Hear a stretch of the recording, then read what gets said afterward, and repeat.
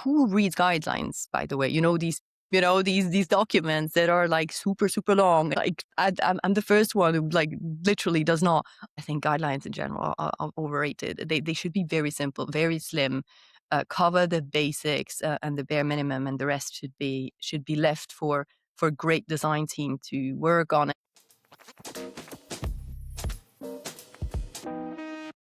My guest today is Laurence Stoffel, former head of the creative team at On Running for 10 years, turning them from challenge brand to category defining, and now works as an independent brand consultant. Laurence studied at ECAL in Lausanne before going in-house. She worked across product design, brand identity, and art direction. She describes herself as a restless team builder, an optimist, and a stubborn trail runner, which tells you something about the kind of person who spent 10 years inside one of the fastest growing brands in sport.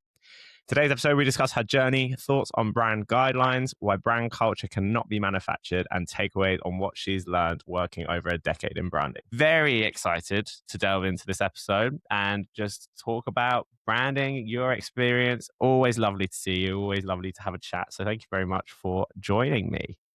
Thanks for having me, Jimmy. So I want to dive straight in and talk about your background a little bit, because your background's in industrial and product design, but you spent the last decade deep into brand and identity. And you've talked about now wanting to close the gap between those two worlds, starting back at the product. I'm curious, what does that gap look like to you? And what do brands get wrong when they treat product and identity as separate disciplines? Yeah, love that question, by the way.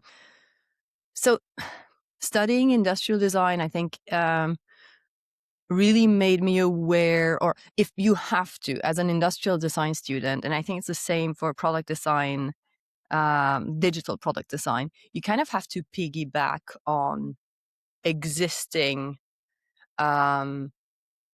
structures, and you kind of have to solve problems, because else you're just creating fluff, and that's not even an option, right? To generate things that are purely visual, or objects that are purely adding something visually to the landscape. So you're either going to look into an industrial process and look at a problem in there, or something that you could go into and change and adapt or redirect, and then work on that. Or you're going to look at what's missing in people's life, and creating an object that's going to solve a problem for people. And ideally, actually, you're going to be bringing the two together, where you're solving an industrial problem, let's say, or you're optimizing an industrial process, and you're creating something that's going to add something to people's life. That's basically the Graal, if you will. And so super early on, I learned to think that way, and to think in systems, and to see connections between things. And that's like ingrained in me at a point that I'm not even paying attention to it, right? But moving from industrial design, and slowly getting into creative direction and brand identity, I started treating and looking at brand identity the same way I was looking at industrial design, and realized that it's not so different. You can also look at it the same way, right? And there's a difference between joining a company and building a brand identity as you're building the product and the company. I'd say that's easier to do than do it retroactively. And I've been speaking to so many people now over the past few months during my transition from, leaving On, and now starting my next chapter, and all these discussions with founders and CEOs, actually mainly, made it clear that there's very often an issue between the two, between the product that a company is doing, and how the company shows up, and what the company's identity really is. And closing the two is not as simple as I thought everyone thought. Or I think, I'm not saying it's simple, but I think there's really a lot of solutions there. And I think that's my expertise, right? And I'm realizing how much those discussions are needed, and how that know-how is not very widely spread at the moment. Yeah, cool. I'm Mm. curious as well. Like, I would say probably more on the like tech product side of things, but where do you see kind of experience design fitting into this? Because I had a chat with John Howe, who used to head up experience design at Dropbox, and it's quite a new role. And that again, I think, is like trying to bridge that gap a little bit between product and brand, right? Yeah, totally. I think that's a great example of how the design how design can be applied to any expression as a functional way to solve problems, right? So I'm looking at it the same way as you just mentioned. I think this is very similar. Um, I'd say experience design is even more specific, right, as a field, and is going to be one part of a brand expression Mhm. or brand identity. But yeah, it's the same. Cool, Mm. cool. It was something I didn't even really think about like until the conversation I had, but it's an interesting part playing like in bridging And that gap. once you see it, you cannot really unsee it. It becomes quite well at the same time super basic and quite complex, right? But yeah, pay attention. I think it's everywhere. Quick message to those still watching. If you are enjoying the content, make sure to subscribe. We have conversations like this once or twice a month with leaders across the creative industry, delving into all aspects of motion, branding, and creative stories. So if you are enjoying it, make sure to subscribe and we'll see you soon. Cool. So you've spent the last decade building a brand from the inside and now recently stepped away. I'm curious, looking back, what's the biggest things that's changed between the person that walked in on day one and the person that is sat here with me today? So many things. Yeah, I was. I think everything changed, right? I can hardly recognize the person I was back then to what I have become now. When you're building such a fast changing brand, um, you learn to adapt really really quickly, right? Mm, And I think I had that initially, so it's not something that I had to develop during my time at On. I've always loved change, and I hate routine, and I love not knowing what's going to happen tomorrow or even today. That's usually that's how I thrive, and that's how I live in general. But within an environment that's changing so fast, and literally every week it felt like a different company. And I'm not even talking about month and mm, years, just become like time just becomes so strange when you're in that environment. Um, I learned over time that this was a huge uh, that it was a very very useful mindset to have, um, and I started to exaggerate it even a little bit. So I kind of put it on steroid. And when you're really embracing adapting to whatever is happening to you and the brand on a day-to-day basis, it becomes quite fun. And I also think that most people who are joining these type of companies. So the other day I was speaking with Lovable and just asking them, we were mm, having a conversation about how they're growing and what their growth pains are, and it was so similar. I think their case is even more extreme than On's, right? But I saw so many similarities between what they're going through, and I was listening to them and realizing that the type of people who stay within an environment like that are very much, like what I just described to you, and this just expands over time. So that's one thing that has evolved, or that I've realized has gotten central to who I am today. And I think the other one would be that uh, when you s- when I started, I was going full in to the details, and I had this kind of tunnel view of whatever I was doing, and losing sight of what was left and right, and had this hyper focus on very specific things or whatever I was doing. And through the growth of the company and also the growth of the team, and initially I really needed people around me to help me take distance with whatever was happening. Um, and kind of, yeah, help me see more of what was around.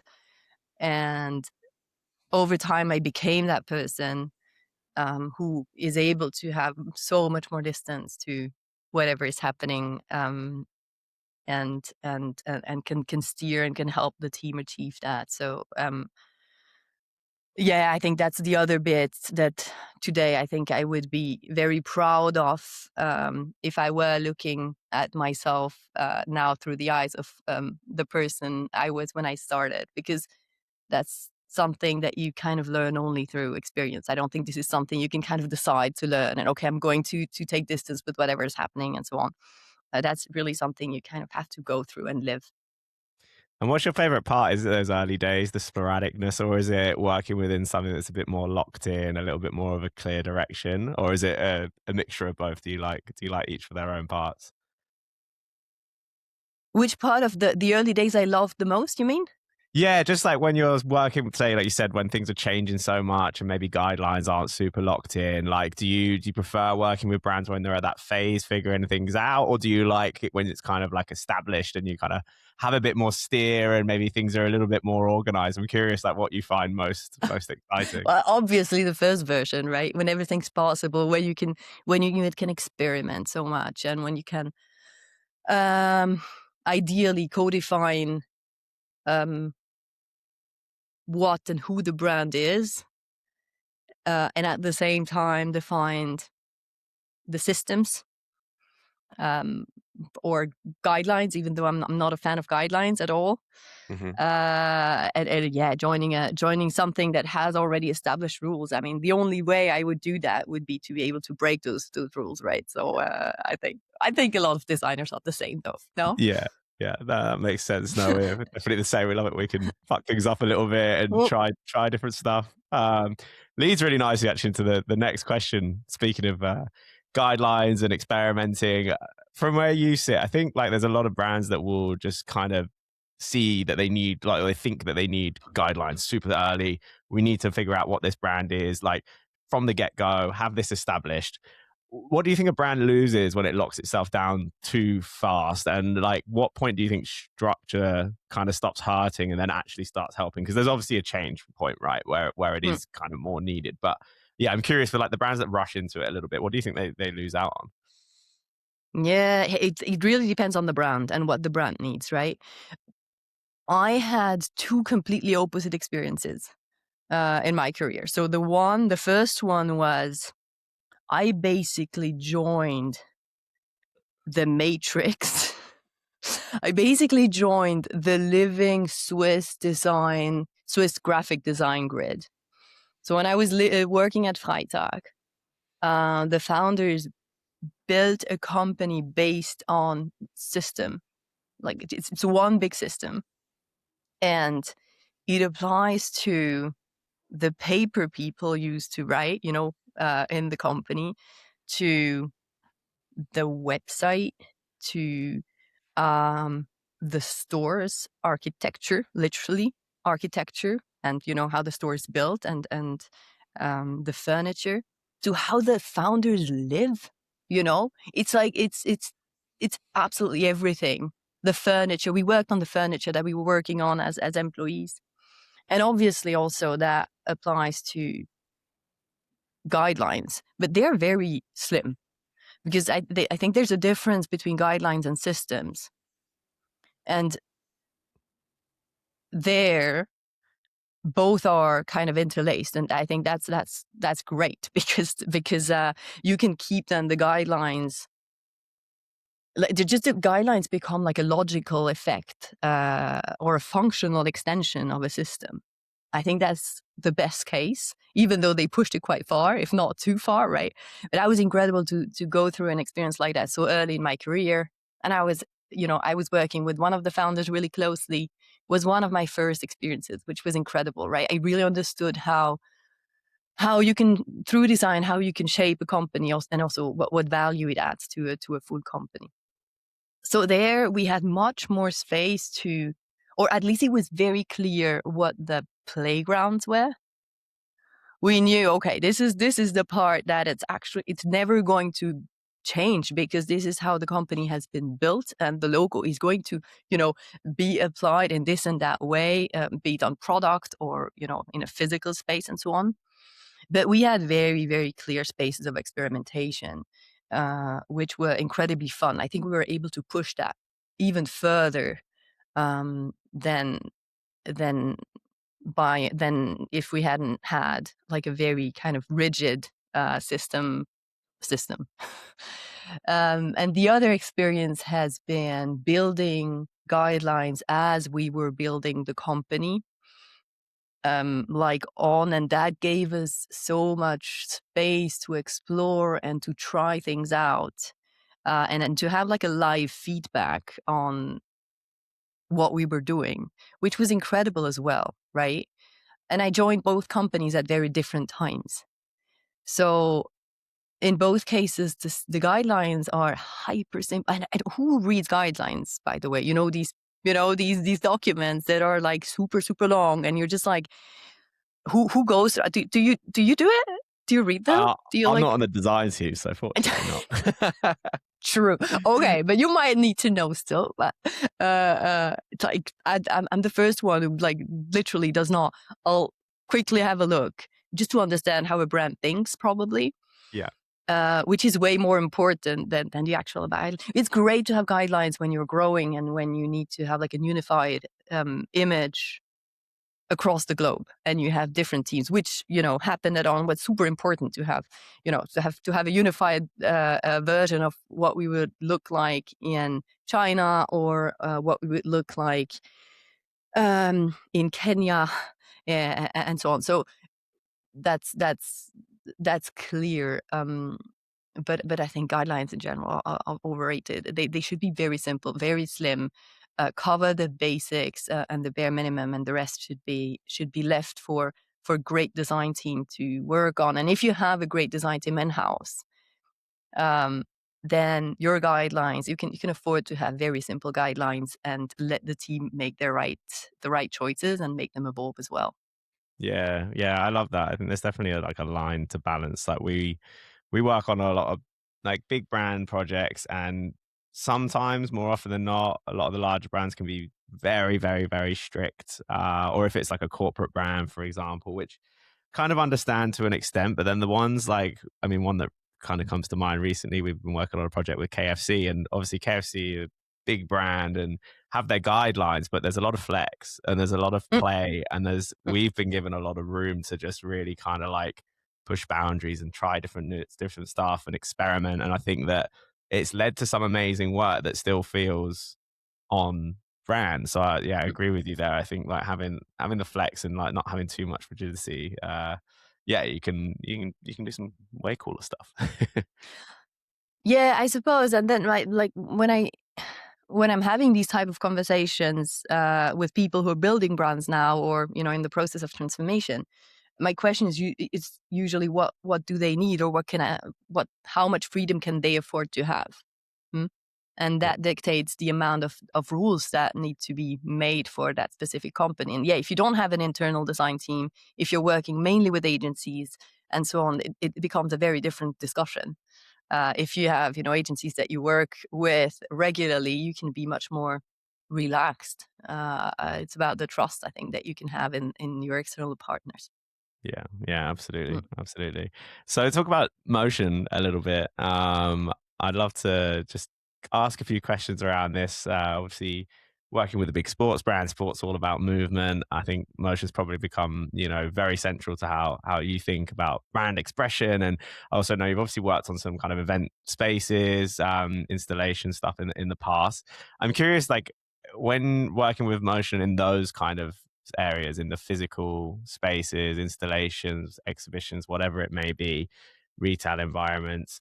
How does that differ to when you're just kind of working with motion on a screen, for example, like just on online or whatever? Not much. I think it's a very similar way of thinking. So when you work in sports and in motion, well, motion as of sport, the question becomes more of a, where do we need stillness? And Mm. you can also achieve that through motion design, right?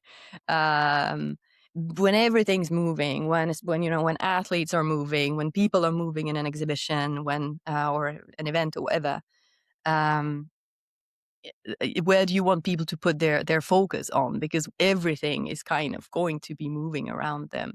So that has been one of the central points that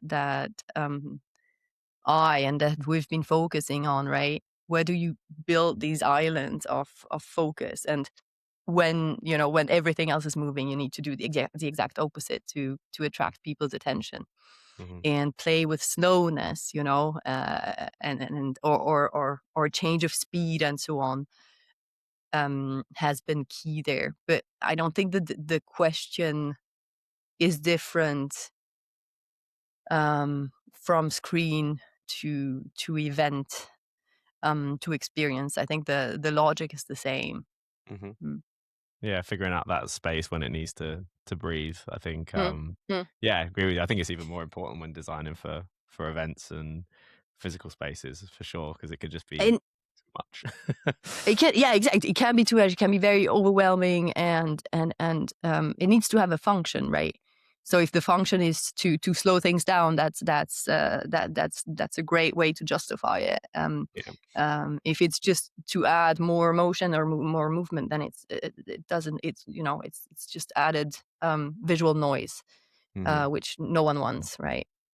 Mm. Yeah, I think to this day, still one of my favorite motion projects I've seen for an event was, I don't know if you ever saw the Too Much to Watch graphics. I think it was for Channel 4 in the UK, and they did this amazing like playful motion type, and they would squeeze all of the letters Oh of the yeah. titles out to the edge, but they had the movement there, but then you had this Mm. big blank still space to focus on the agenda for the day. And I thought that was just such a cool way of like utilizing motion, keeping some of it there, but like again, creating that still space for focus and not to be too distracting. But yeah, I do love that project. It's one of Yeah, my totally. favorites. Ah.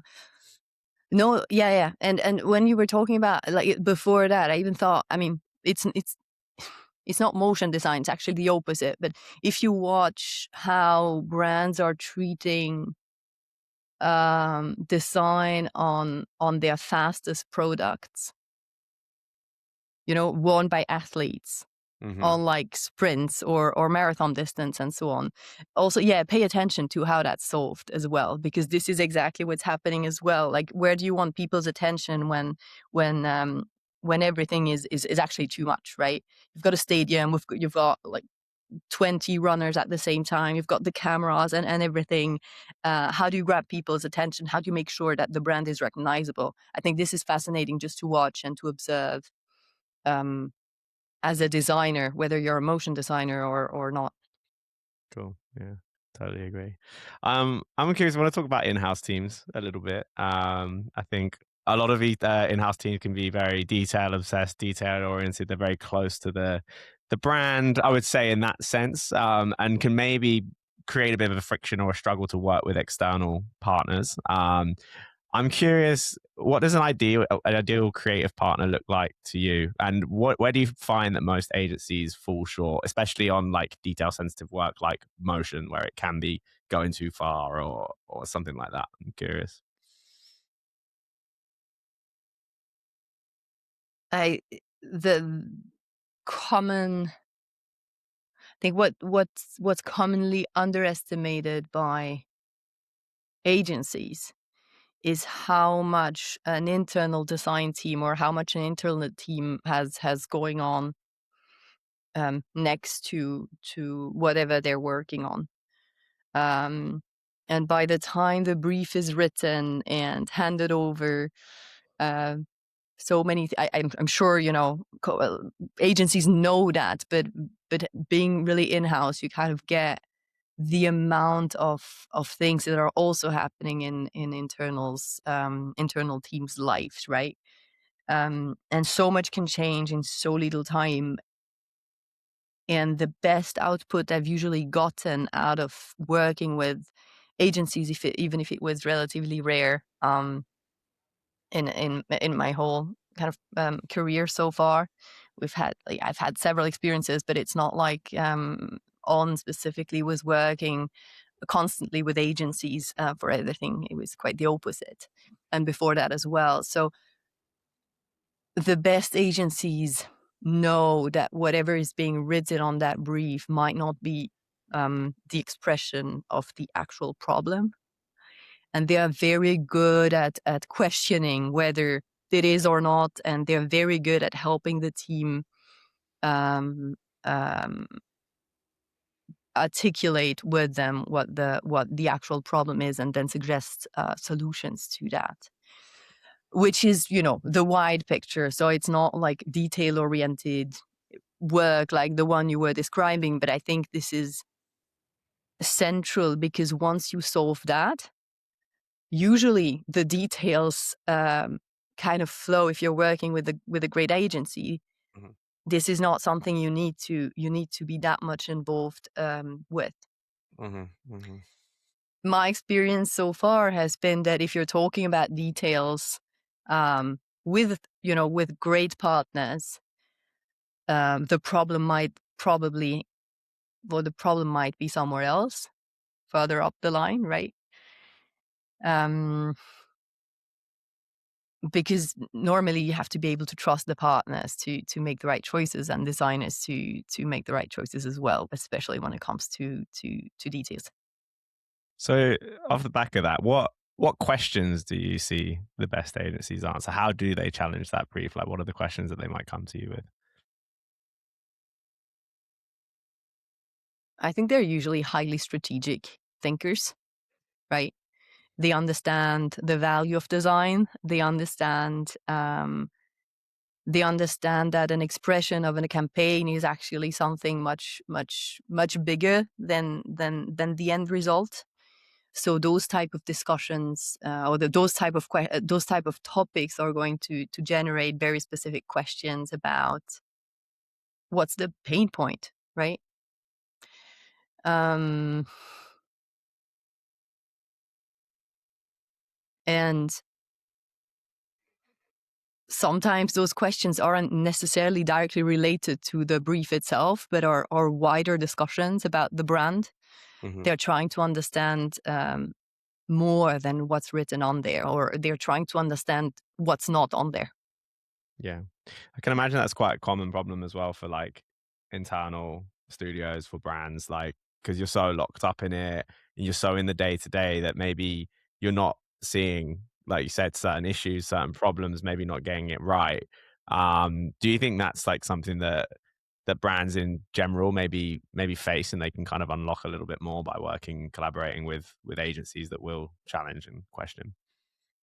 Well, it's always helpful to have an external view on what you're doing, huh? And if anything, it might also just reinforce the feeling that, okay, no, we've got it under control, and we're actually able to solve that without an agency, if you will, which has happened as well. Thanks to those exchanges with an agency. If you have a really strong brand and a really strong internal design studio, it's harder for agencies to come in and have a real impact on what's happening, right? Um, if because that means that the team in place is able to generate the work that's bringing the company further. It's a very different. So it's a different type of discussion if the brand is struggling and trying to change something and transform, um, where an external agent might be able to bring much more to the table. So. mm, the strategic choice for an agency would be to choose which partners to go but collaborate with, right? Yeah, yeah. I'm curious. I'm going a bit off script here as well, but I'm curious in terms of like when you've worked with studios and agencies, is there like a kind of size of studio or agency that you typically like to work with most? Because I think one thing I've certainly noticed in the last few years is that a lot of brands are building their in-house teams and building the resources they've got in-house, and I'm seeing a big switch between bigger brands, bigger clients turning towards more smaller boutique studios rather than the kind of age old, holding groups that do everything for quite an expensive price. But I'm curious to hear from you. Like, is there like a size of studio or agency in particular, like a sweet spot for you that always feel good to work with, responsive, easy, all the rest of it? What are you promoting, Jimmy? What are you promoting? Nothing at all. Okay, cut that out. Just No, my but hey, I observation. just uh, hey, like smaller studios are obviously much more. Smaller agencies are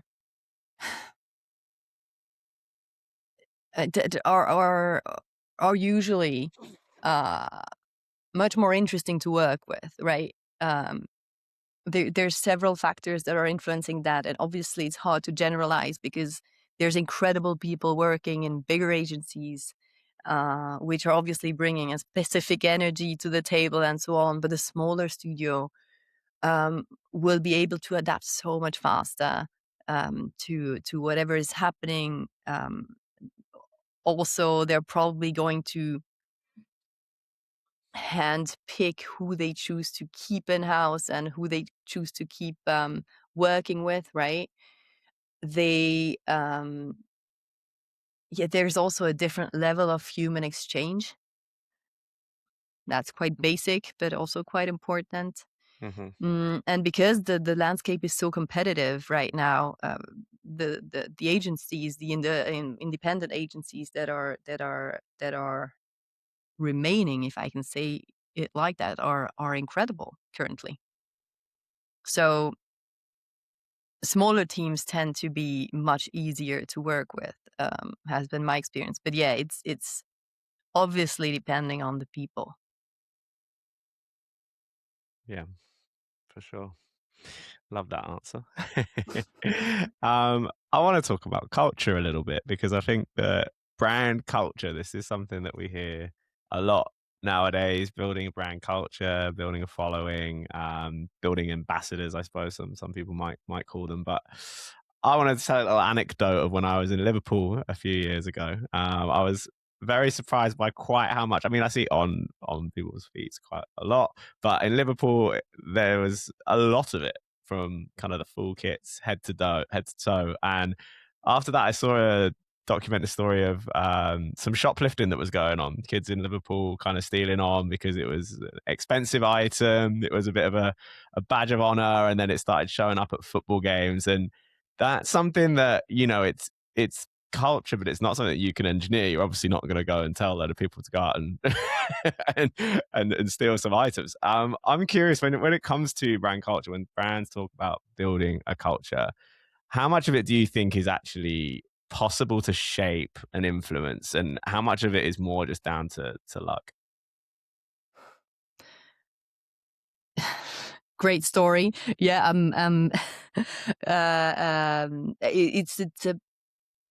it's the greatest example of um no, it's the greatest proof that whatever you're going to impose on people, like billboards or TV, um, like the classical kind of "we're cool, by us" is doing the exact opposite. So whatever you're imposing on people is absolutely not influencing culture. Quite the opposite. So you have to. The goal is to be the chosen one, right? One of the chosen ones, one of the ones, one of the brands. I think is the highest compliment you can get, because I don't think being the brand that's worn head to toe by everyone is the goal, or is anyone's goal really. But if you're the brand that's chosen by specific people to wear or to hold whatever you're doing, that's the key. And this is such a perfect example of something that cannot be engineered, right? This was completely organic. It happened literally outside of like no brand could engineer something like that, right? And yet it had a big impact on, I suppose, on how the brand has grown in the UK. So I think you can influence um, you can influence the chances of being chosen, and you can be agile, and you can observe very closely what's happening, and you can, yeah, just increase the chances. But you cannot engineer any of it. That's Yeah. that's that's how culture works, right? It has to be independent of a brand's willingness um, to impose itself. And how do you think brands should react to moments like that when something organic starts happening around them? Should they get involved? Should they join in? Or is it much better for them to just let that thing play out on its own? It depends on the moment, right? Um, there's so many examples, but usually stepping out is rarely a bad idea. It's probably the safest, right? Let it happen. Let it happen. It's a proof of the brand's value. Um, there are ways where you can react well, but it can also backfire. So I would say back off, yeah, back off and let it happen.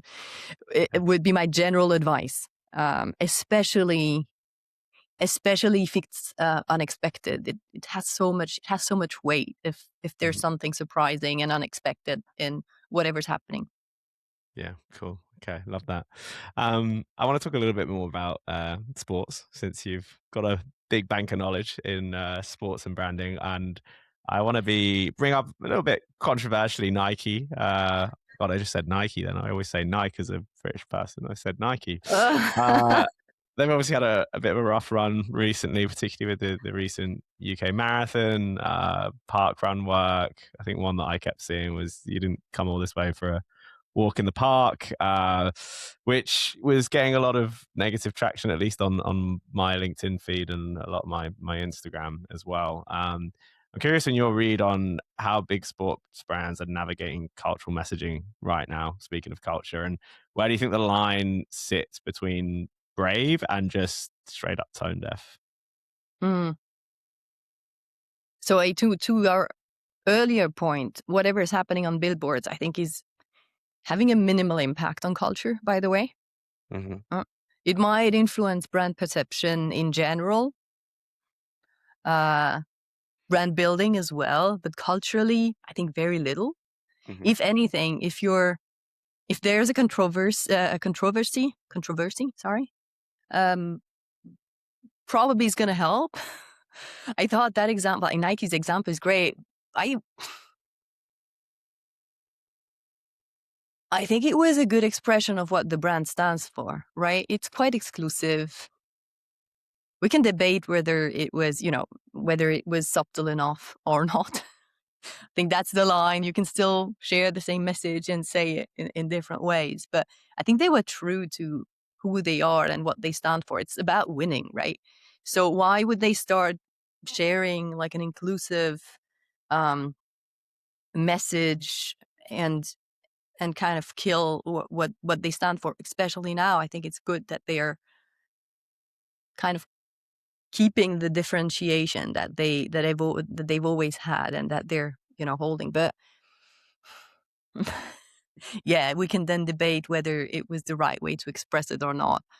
Personally, I was running past one of, and I like it's not a good sign, but in London the other month, and I chuckled. I passed by one in London. It was about, I can't remember what it was, something about canals and I don't know. It made me laugh anyway. But I thought when I was passing by, I was thinking, okay, not bad. And I think they also did an incredible work on color and on copy only and all of that. So if anything, probably this has helped. Hmm. And they retracted some of it, right? Yeah, I was going to ask that. Was one of my next question was whether that kind of weakened it a little bit because I liked quite a lot of the copy. I thought it was pretty cool, and again, it is sticks very much to their like hardline, pure athleticism, kind of like tone of voice or whatever you want to call it, like that they've had since day one. Yeah, I don't know. Curious, do you think that kind of maybe weakened the strength of it, or when they kind of backpedaled a little bit and pulled that? Yeah, it's controversial, right? I think it weakens it. Hey, if you shared it, and anyways, it's gone through the whole. It's a bit late, right? The one in Boston, I think they changed, right? Yeah, I think it was the Uh, Boston one they changed. yeah, yeah. I can't remember the specifics on it, but I heard they were pulling a few. Yeah, it was runners welcome, walkers tolerated, something like Yeah, that. that was it. That was it. I don't know. Again, I kind of Hey, liked it, but my Nike shares are tanking at the minute, so bad yeah, buy. but let's see what's happening in it. Like, honestly, give it a year or two. Give it a year or two. I mean, based only on that, right? Based on the rest, I don't know. And based obviously on other competitors I and know. on, doing great work. Yeah, but This hey, might how like influence exciting it. to see. I think the scene getting shaken up by challenger brands and stuff. It's always something I love to see. Like no matter what the industry, I think is always fun Hey, to see some new players in the game and switching things up a little bit, 100%. and putting the For big sure. guys on their back foot. Mm. But hey, we're talking about it, right? Yeah, We're talking that's about it. it. Everyone talks about like it was literally everywhere. So in Hmm. that sense, in terms of attention, it was interesting.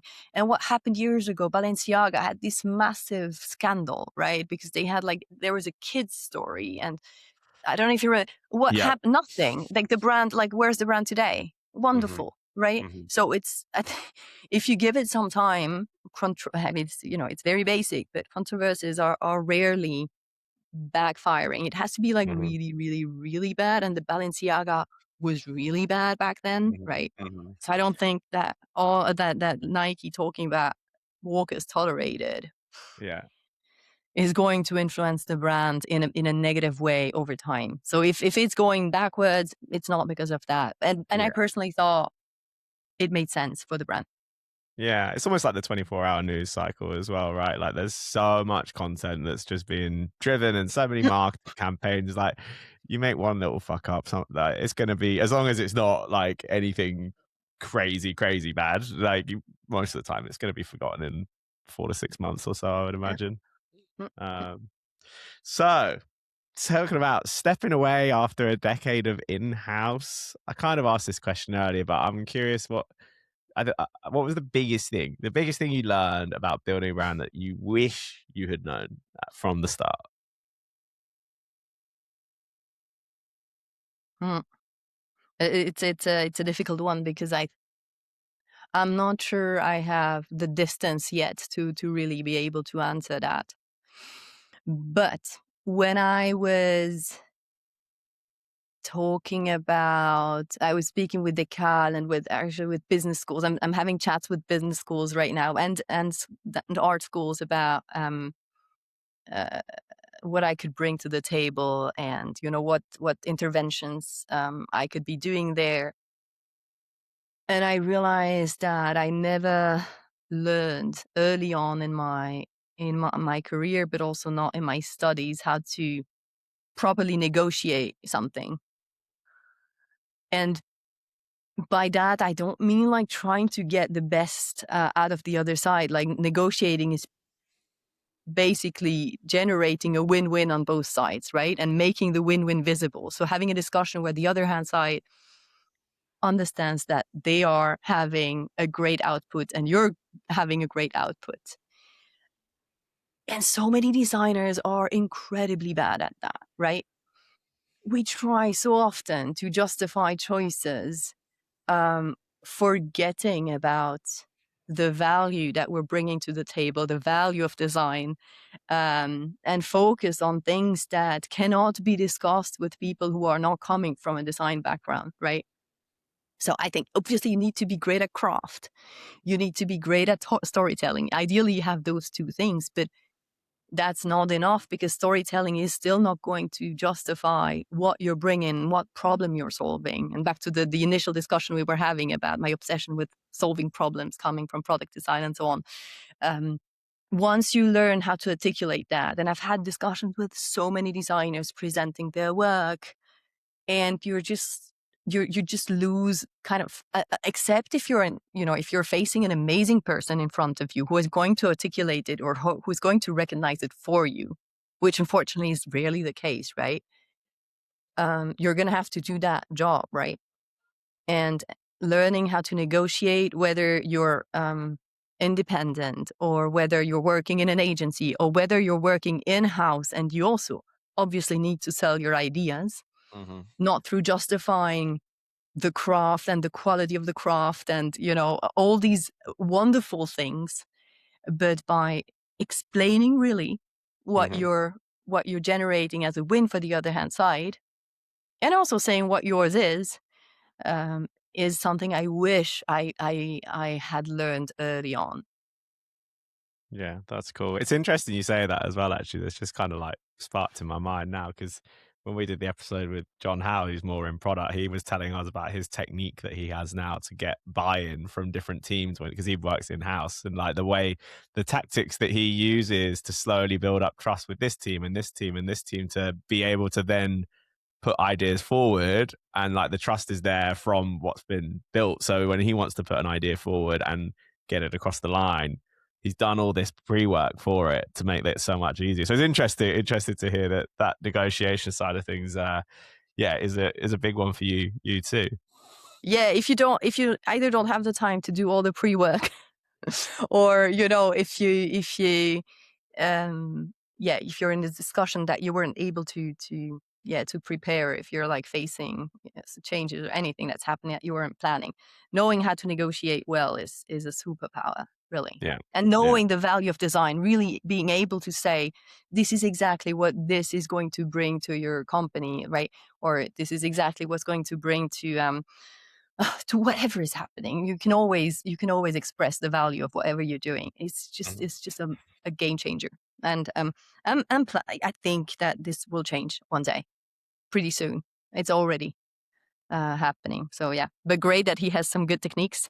I'll listen to that episode. Is it out yet? Yeah, that was in Oh, sorry. the first one of the year. I know worries. But Oh, definitely check it out because it's interesting. 'Cause it's all very product focused, so you yeah, might find that one yeah, yeah. quite interesting. But Okay, did a terrible prep. Sorry, Jimmy. all good. Don't worry about it.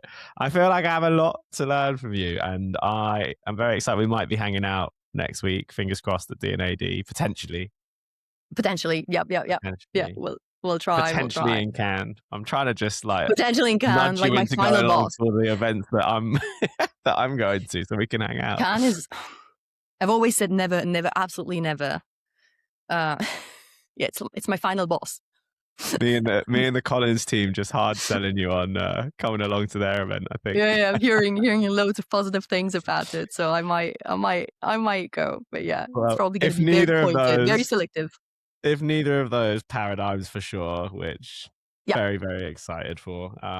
That's going to be super fun. We always have a good group. We got a few more tagging along. Our friends with Reddit that we just finished working with. We've convinced them to come along. So we got a few of the brand team from Reddit joining us as well out there. two So it'll be paradigms.